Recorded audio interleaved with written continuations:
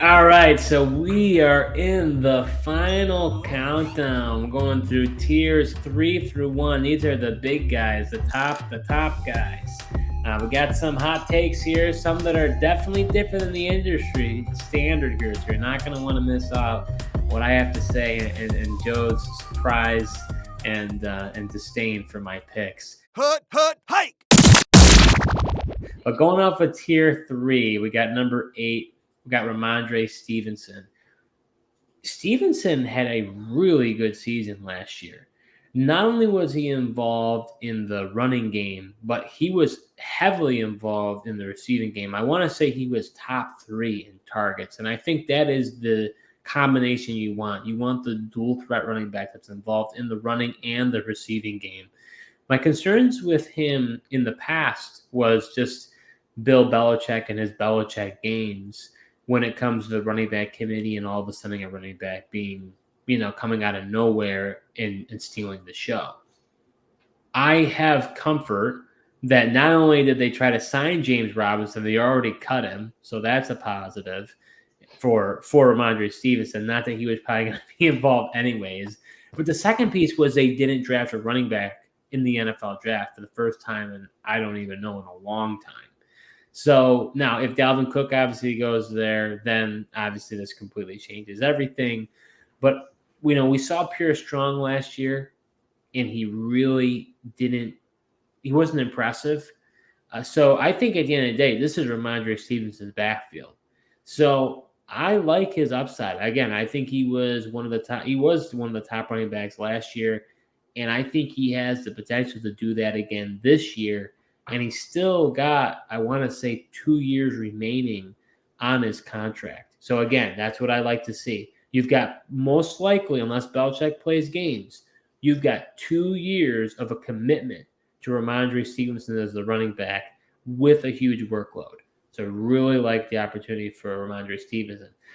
And number 7, this is not going to go over well, but I've got Breece Hall.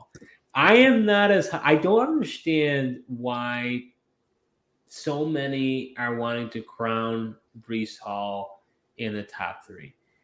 He's usually either the 1 or 2.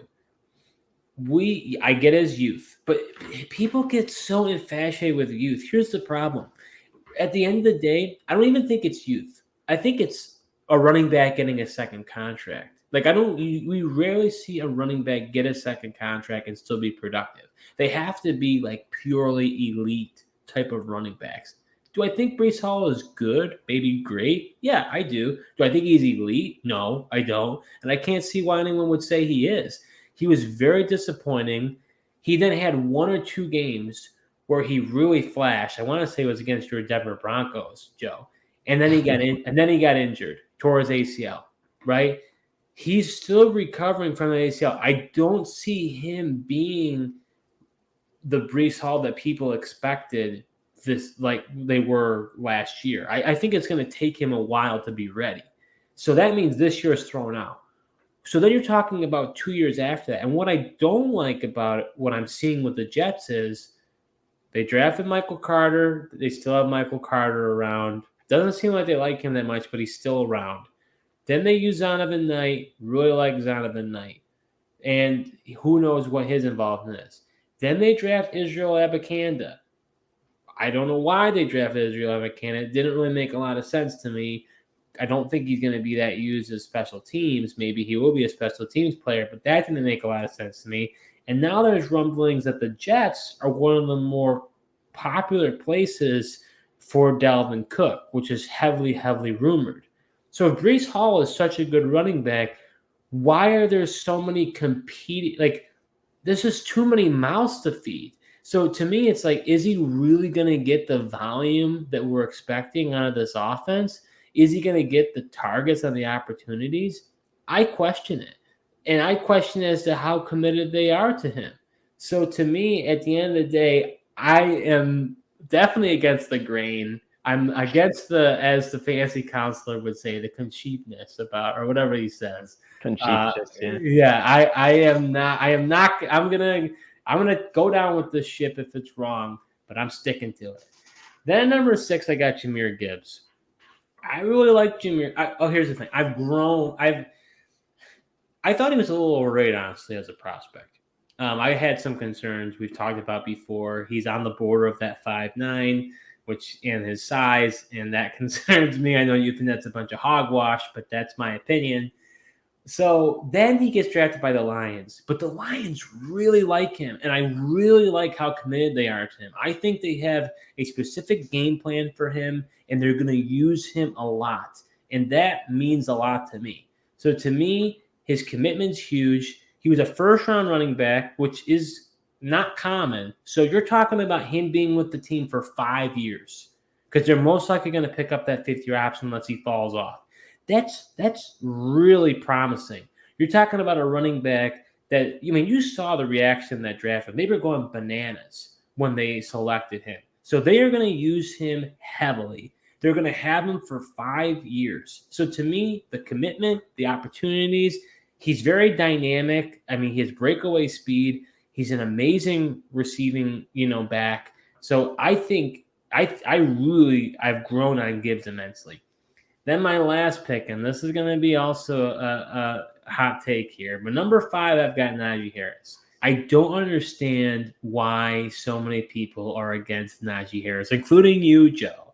Because here's the thing: he was in his rookie year, he was the third running. He was ranked third in PPR with the statue.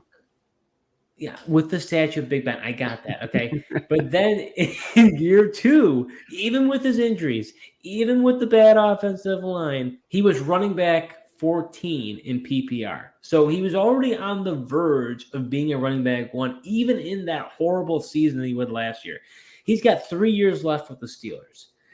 And I fully expect the Steelers to accept his 5th-year option. So to me, he's guaranteed a workload. Don't listen to the nonsense about Jaylen Warren getting involved. He's not going to be involved. That was it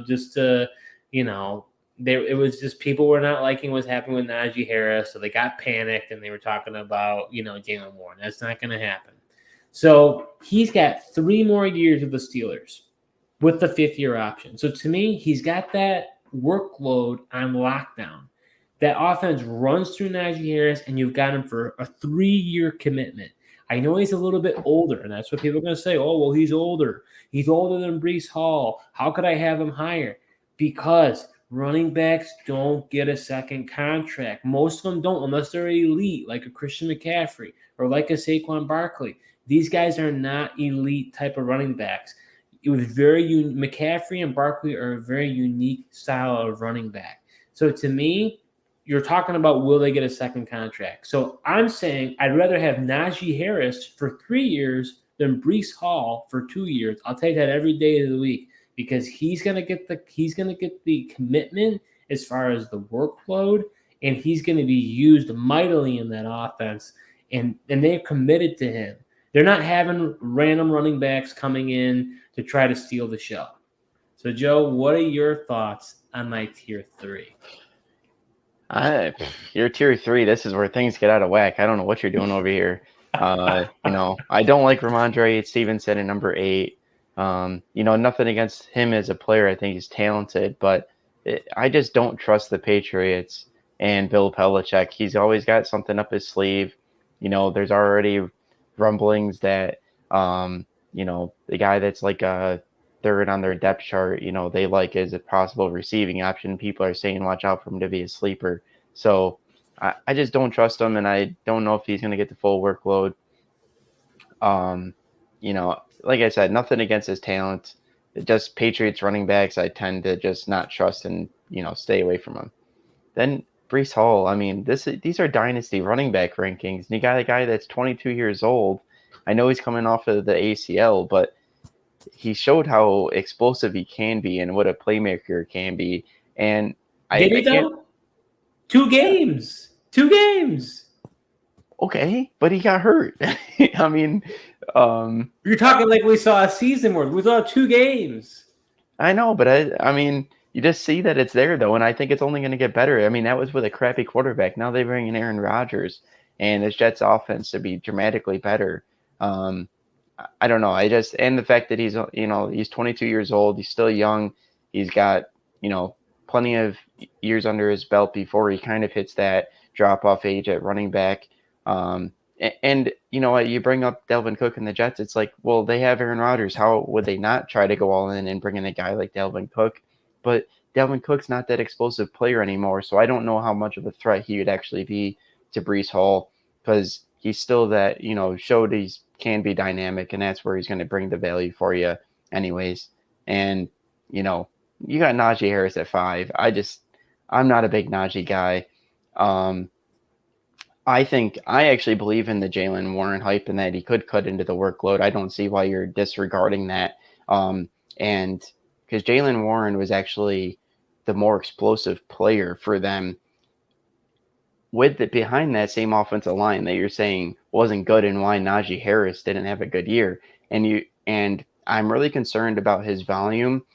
You mentioned his first 2 years. Well, that was with Big Ben Roethlisberger, a guy that just couldn't move and was just dumping it down and giving him that volume in the receiving game, which is now going away with Kenny Pickett. We've seen that. And Jaylen Warren is kind of becoming that, third down receiving threat. So I think he does play a bigger part than you're making it out to be, which makes me like Najee Harris even less.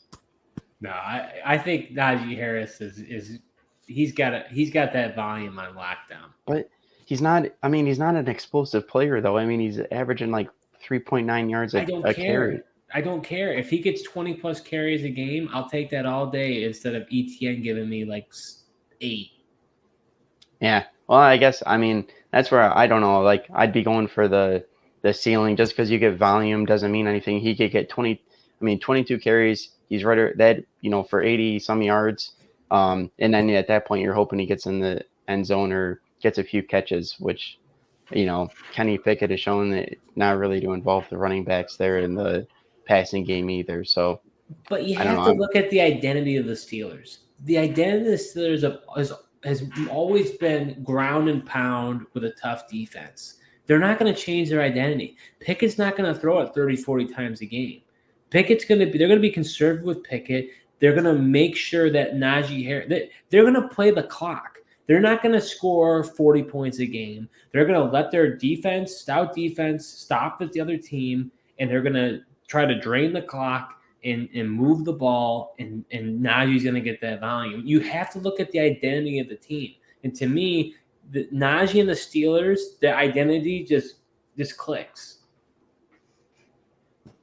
Yeah, well, see, I don't disagree with you with the identity, but at the end of the day, that doesn't mean anything. But I don't understand this point. You really think the Steelers are going to give him a second contract? They didn't even do that with Le'Veon Bell. And I don't think it's they're not going to give him a second guarantee that they're going to take his 5th-year option either. Because I'm not sure if that's a slam dunk. 5th-year options can be very expensive, and teams, especially the Steelers, they don't like to spend money on running backs. That's why they continually just draft these first-round running backs or these young running backs. They aren't active in free agency or bringing anyone in. So, we already saw the Raiders last year didn't do that with Josh Jacobs. I don't think it's a guarantee they take his 5th-year option, and he's already an older back, like you keep mentioning. But even Joe, even if they don't, they'll franchise him, which is essentially the 5th-year option anyways. You saw it with Jacobs, and Barkley wasn't in that situation, but you saw it with Jacobs. Same thing's going to happen. Or Najee will sign a team-friendly deal, and they'll keep him because Najee's not going to have a market, and he'll stay there. To me, the team's commitment behind him, paired with the identity of that offense, it's recency bias. People are looking at last year. If you looked at Dynasty rankings before the season, before the 2022 season, people were all high on Najee Harris. They had him tier 1, tier 2. Oh, Najee Harris is great. Look what he did in his rookie year. And just because what happened last year, what you attribute to it, was his offensive line was garbage. Kenny Pickett was in his rookie year, and he was injured. So if you look at all those things, and he still finished 14th in PPR. In standard, he was 12th. So he was still on the verge of RB1. I just don't understand why so many people are against Najee Harris. It doesn't make sense to me.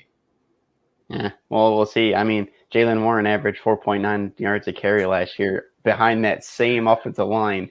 I don't think I think he could definitely eat into Najee Harris. I don't see why you're neglecting it. I mean, Get guy's out of there with explosive, that and Mike nonsense. Tomlin definitely likes him. I just No. It doesn't matter. Jalen Warren will be using a change of pace guy. Maybe he'll get a couple carries here and there, but the lion's share of the snap percentage is going to be him. Jalen Warren's not going to be there for pass protection. It's going to be Najee Harris. Jalen Warren's going to be used as a change of pace, very little. But as far as if you compare across running backs across the league, his volume is at the upper echelon. We're talking like in the high percentage compared to other people. And volume is king. Yeah. I mean, his rushing volume, for sure. His receiving volume is not going to be there because, like I said, Ben Roethlisberger's not there to feed it to him via the passing game like his rookie year. All right, we're at a stalemate here, so we're moving on to tier 2. At number 4, we've got Saquon Barkley. I was concerned about Saquon Barkley, but this is again recency bias, right? Now people are all in on Saquon Barkley because of what happened. But I think to me, what changes for me, I think he's probably one of them. He is one of the most talented running backs we've seen in the last 5-10 years. I mean, you don't see a running back go number 2 in the NFL draft. Now, you could say, well, that changes. We don't see that anymore. Yeah, but we just saw Bijan draft in the top 10 and Jahmyr Gibbs drafted at 12, I think it was. So, you got to be careful what narratives you listen to. But when it comes to Saquon, I think they'll get the contract worked out. That slightly concerns me. But the reason why I really like him is because of Daboll. I mean, Brian Daboll really knew how to utilize him. You could tell it just revitalized Saquon Barkley last season. And they really didn't do all that much to make that offense better. They brought in Darren Waller, but other than that, they really, they drafted Jalen Hyatt, but, I don't think he's going to make an immediate impact. They brought in Paris Campbell. I don't think he's going to make an immediate huge impact. So Barkley is still going to have great opportunity there. And he is the type of player that I could see getting a second contract. I think the Giants could give that to him, and I could see him being there long term. And he's just too dynamic of a player. And then my other running back I got in tier 3 is Christian McCaffrey. Again, Christian McCaffrey is a unicorn. There are not a lot of running backs that are like him. I was worried a little bit with him going to San Francisco with Kyle Shanahan and the shenanigans, but he actually used him a lot. Now, he did sparingly use Elijah Mitchell, but I mean, I think McCaffrey, he also, based on, you listen to different interviews and stuff, he's kind of like rejuvenated as well, being in San Francisco. So, he's the type of running back that got the second contract, a ton of money. I think he's a different type of back because he's really a great pass. I mean, he's a good runner as well, but he's an elite pass catcher. So I think, we're going to start seeing some of these running backs, like I was talking about Eckler, that I think the longevity of his career is going to be a lot longer. He's not, the shelf life of a running back isn't necessarily going to be the same for him. So as a result, I'm a big fan of McCaffrey, even though he is old. The volume that he's going to get in San Francisco and just the pure talent of what he's done, just the body of work he's done over these past few years, it's hard to overlook. But Joe, what are your thoughts on my tier 2?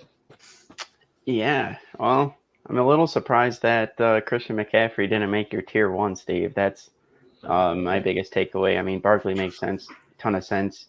Brian Daboll really just said, his game plan was, how can I get 26 the ball and get it to him plenty? And like you said, that offense, they really didn't do much to change it. So I don't see anything changing as far as his workload.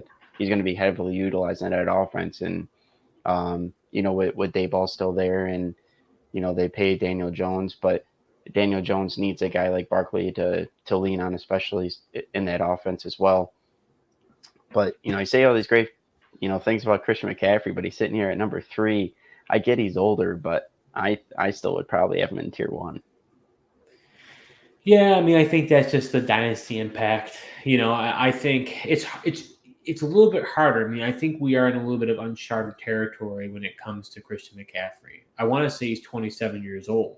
his counterpart of Dalvin Cook, who was drafted in the second round, Joe Mixon, who was drafted in the second round, Leonard Fournette, who was drafted just a few picks later, you're starting to see these guys have like really difficult time to land a job. So like typically like this is when the wheels start to fall off. So how much longer does he truly have? I think 2 years at a high clip is probably safe. Anything beyond that, I'm not so sure. I mean, you have these type of, again, he's not the same type of running back. I'm just saying that you have these type of, whatever you want to call them, like unicorn type players, like an Adrian Peterson, who played really, really late in his career, kind of defined odds, compared to what running backs typically do. I think McCaffrey will do that, but just in a different light, just based on the style of running back he is. That's the only reason why I have him in tier 2, because it's just hard to really say what's his longevity at the end of the day. Yeah, I think that's fair. I mean, that's honestly his biggest question. It's just how long can he keep this up for? And last year was like really the only year we've seen him play a full season as well. But how could he not be revitalized in San Francisco? Like you said, he was with Carolina and Baker Mayfield. Just they weren't passing him the ball for whatever reason. Like, don't get your best player the ball, but 49ers definitely knew what to do with him, and he took off. So going over to my last tier 1. At number 2, I've got Jonathan Taylor. Now, I know Jonathan Taylor was a big disappointment last year. He was, I would say, predominantly in snake drafts, the number 1 pick. But, that Colts team just broke down. Then you had the whole Jeff Saturday thing that came into the mix. It just, things just did not go the way that the Colts envisioned. But it's really hard to deny the body of work of what Taylor did in his first 2 seasons of the NFL. Now, what will be interesting is Taylor is entering his 4th year in the NFL. So he's going to, and he was a second-round pick. He wasn't a first-round pick. So he'll be a free agent next year. So that doesn't make me feel that great, because we'll see that, you've got Shane Steichen coming in. You've also got Anthony Richardson coming in. Anthony Richardson is a dual threat quarterback. Jonathan Taylor hasn't really dealt with that dynamic before. So I'll be really curious to see how they're used. I think for me, I had to put him in this tier because of his body of work, because of what he's been able to do in his first 2 seasons. I'm kind of writing off the last season. Just because of his injury-riddled season and all the, craziness that happened with the Colts. I think he is the type of running back that could get a second contract. It'd be more of a question of whether or not Shane Steichen sees him as a fit for what he wants to do with the Colts. And if he doesn't, then what happens with Jonathan Taylor? So I could understand why some would be reserved about him. I think most people have him in either a tier 1 or tier 2 situation. He's still on the younger side. But I think for this season, they will rely on him. Maybe they'll do a lot of read options, with him and Anthony Richardson. I'm not sure. But with Anthony Richardson and all his accuracy concerns, they're not going to be wanting to have Anthony Richardson throw a ton. So I think they're going to want to rely on Jonathan Taylor to take the pressure off of him. And then my number 1 running back is Bijan Robinson. To some, this could be a surprise. To others, it seems like the given. I'm on the given side. This is the type of running back that is a Saquon Barkley-esque player. This is an elite running back, an all-purpose running back that has the athleticism to be a great runner, but an even greater receiver, which is what today's game is about, being a dual threat running back. And what I like about it was he's a first-round running back. So you're talking about the Falcons giving a 5-year, most likely a 5-year commitment to him. I know they drafted Tyler Algier before, but I don't really care about that. To me, this is Bijan Robinson's offense. There's no reason that they draft him in the top 10 if they're not planning on to use him. And we've talked about this before. Arthur Smith is a coach that likes to run the ball. He's a believer running the ball. That's what he did in Tennessee. It really matters the identity of that offense. And that offense is going to flow through Bijan Robinson. So to me, Bijan's value, or his volume, I should say, is going to be immense. And as so long as Arthur Smith is the coach, which is not a guarantee that he will be the coach next year, in my opinion, but I would think that whoever they bring in, they're going to give the opportunity to Bijan. But so long as he is the coach, Bijan has a clear path of getting the most, being in the top percentile for volume and having a commitment for a team for 5 years. That's unheard of. And he probably would be the type of player that would get a second contract. So to me, he's the number one running back, and it's not even close. Honestly, as I'm talking to you about it, I could make a consideration that he should really be the standalone guy in Tier 1. But, Joe, what is your thoughts on my Tier 1 players? I don't know if I'd have Jonathan Taylor there.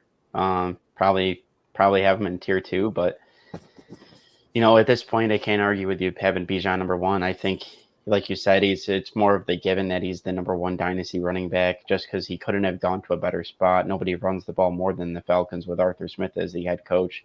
Like you mentioned, they're literally the only thing I think that would change that would be Arthur Smith getting fired and somebody coming in there, but he would still be the focal point of the Falcons offense regardless. Just a matter of, will the team run as much as Arthur Smith likes to do, because they outpaced more than any other team by quite the margin in the run game last year. So that does it from tiers 1 through 3. And if you didn't check it out, I encourage you to check it out. We did videos for tiers 4 through 6 and then 7 through 9, going through my Dynasty running back rankings. If you enjoyed this video, we are a new channel, so we'd appreciate any support you could give us. So you can subscribe to our YouTube channel, like this video to let us know that you really enjoyed it. You can also follow us on Apple and Spotify podcasts, and go ahead and put a comment below. What were your thoughts on some of my rankings? I know I'll probably get some tomatoes your way for some of you who watch, and you'll probably have some explosions because I'm nuts. But go ahead, I'll hear them, and we'll see who's right at the end of the day, because that's the fun of it. You may have a different opinion, but we'll find out on the field what happens. But thank you so much for watching, and until next time.